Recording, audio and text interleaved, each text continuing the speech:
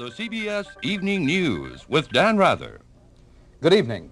Echoes of the violent radical underground of the 1960s rolled over the New York suburb of Nanuet today in the botched ambush of an armored car that left one guard and two policemen dead.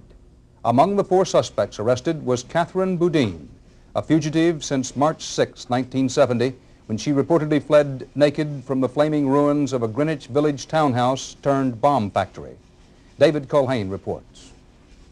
The names of the suspects at first carried no special meaning. Police in a suburban town north of New York City booked 2 men and 2 women on charges of armed robbery and the killing of 2 policemen and a Brinks truck guard. Authorities thought they had simply captured a group of well-armed thieves who failed in their attempt to get away with $1.6 million in receipts from a crowded shopping mall. The shootings took place when police stopped a U-Haul van at a roadblock. As soon as they opened up the door to the U-Haul, the shots just started being fired. I saw a policeman fall. There was a firefight going on, and I'll use firefight because I was in Vietnam, and that's what I'm accustomed to. Off-duty New York corrections officer Michael Koch grabbed a woman who later said her name was Barbara Edson. I see an officer go down. She's running. She runs up to me. She yells, I didn't shoot him. He did. I know she's one of them. Prosecutors said that Barbara Edson is in fact Kathy Boudin, a 38-year-old member of the radical Weather Underground. She has been a fugitive for 11 years. Kathy Boudin fled from the scene of a 1970 explosion that destroyed an elegant New York townhouse, killing 3 other members of the Weather Underground.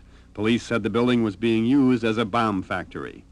Like so many of the Weather people, Kathy Boudin came from an affluent middle-class family. She was a magna cum laude graduate of Bryn Mawr, intelligent, idealistic, and attractive, but then finally an advocate of violent revolution. Her father is Leonard Boudin, a prominent lawyer for left-wing causes and a one-time lecturer at Harvard. He and his wife visited their daughter today. We had a long personal discussion, and we are going to defend her as well as we can in court.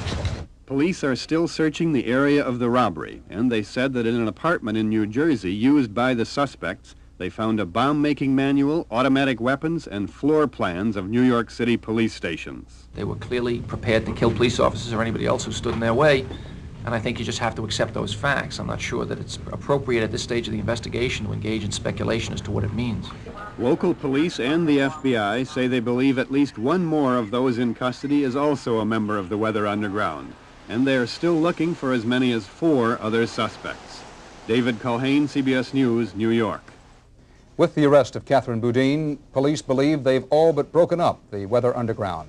Members who surfaced in recent years include Bernadine Dorn, a University of Chicago valedictorian; William Ayers, son of a prominent Chicago executive; Mark Rudd, leader of the Columbia University insurrection; and Kathy Wilkerson, who fled her parents' townhouse with Boudin. Most were sentenced to various terms of probation for their role in the 1969 Chicago Days of Rage demonstrations.